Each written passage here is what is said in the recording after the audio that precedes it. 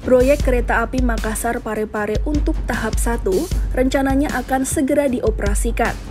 Namun operasional ini dikabarkan masih berlaku terbatas untuk publik.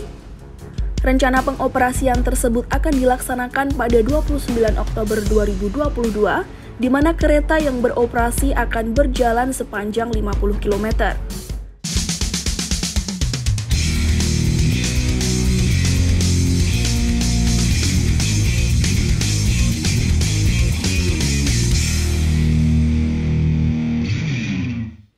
Dulu, waktu masih sering jalan-jalan keliling Indonesia, ada satu pertanyaan di kepala saya.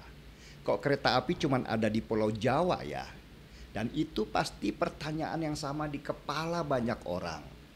Ada rasa ketidakadilan ketika melihat Orde Baru membangun ekonomi di Pulau Jawa besar-besaran, sedangkan pulau-pulau lainnya yang jauh lebih besar ditinggalkan dan hanya dikeruk sumber daya alamnya untuk dijual keluar.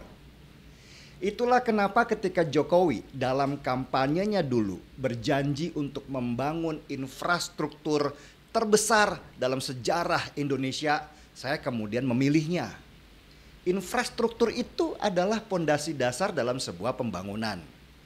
Ibaratnya nih ya, kita mau beli rumah di sebuah perumahan baru. Maukah kita beli rumahnya kalau tanahnya belum bisa diinjak dan masih berbentuk tanah liat? Maukah kita beli rumahnya kalau akses menuju perumahan itu belum diaspal atau belum ada air dan listrik yang masuk ke perumahan baru itu?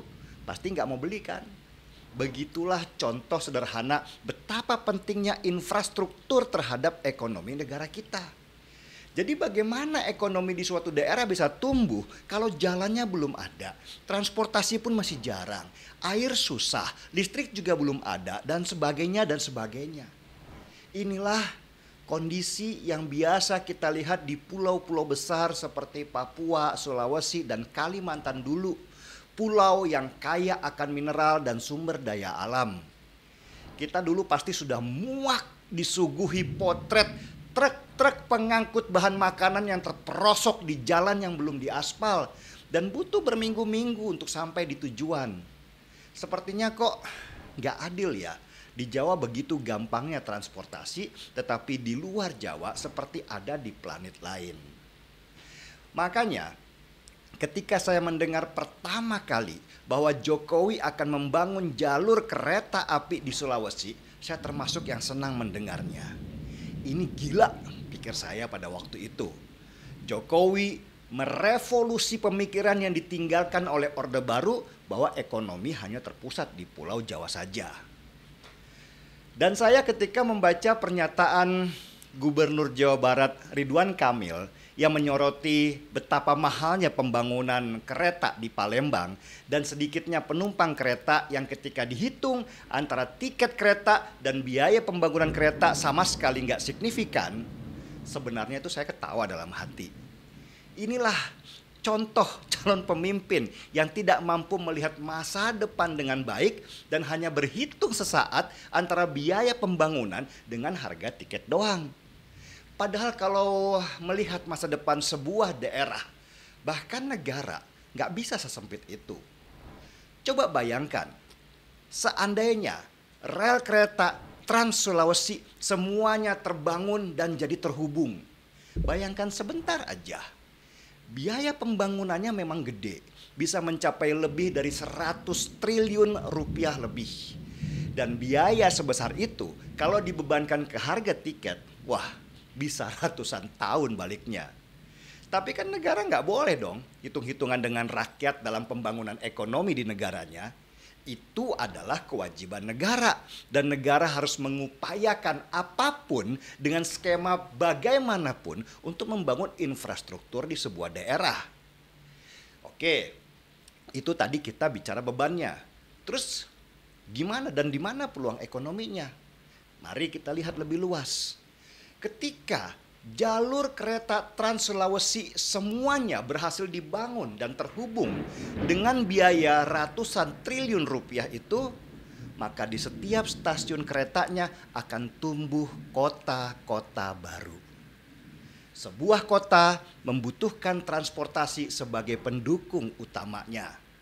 Dengan munculnya kota-kota baru di setiap stasiun itu, maka muncul peluang ekonomi baru dan terbuka juga lapangan pekerjaan baru. Bisa dibayangkan kan?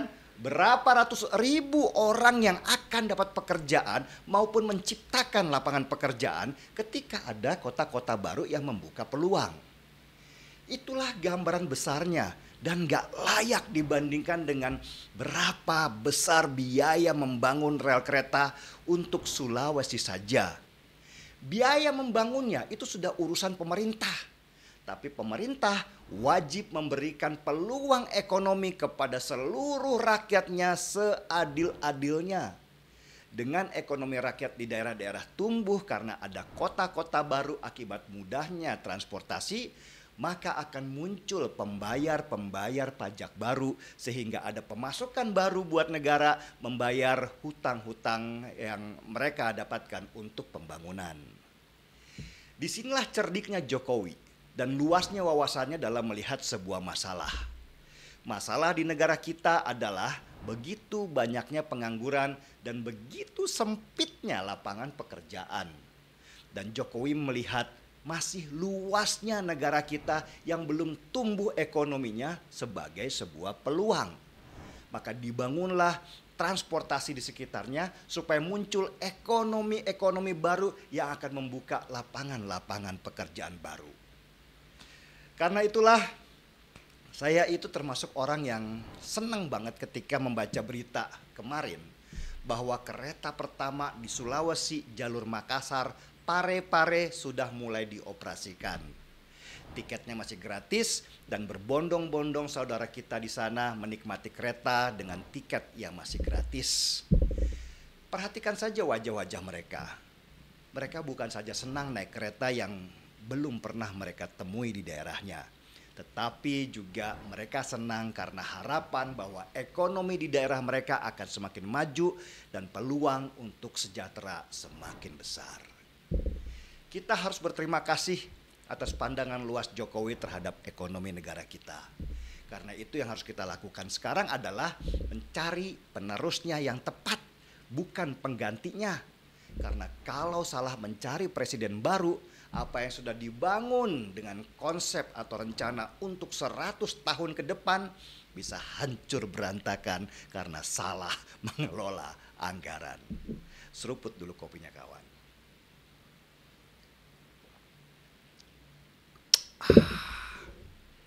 Gaspol.